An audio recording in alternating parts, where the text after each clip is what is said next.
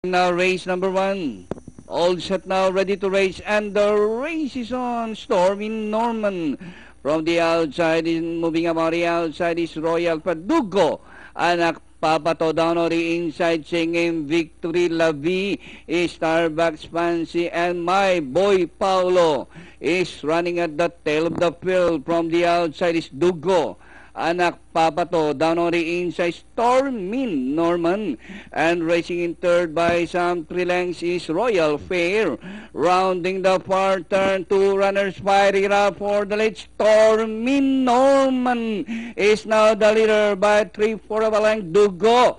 Anak Papato racing on the outside, getting closer in turns. Royal Fair, La Vie singing Victory as they race the last 250 is Stormy Norman, this time by some 3 lengths.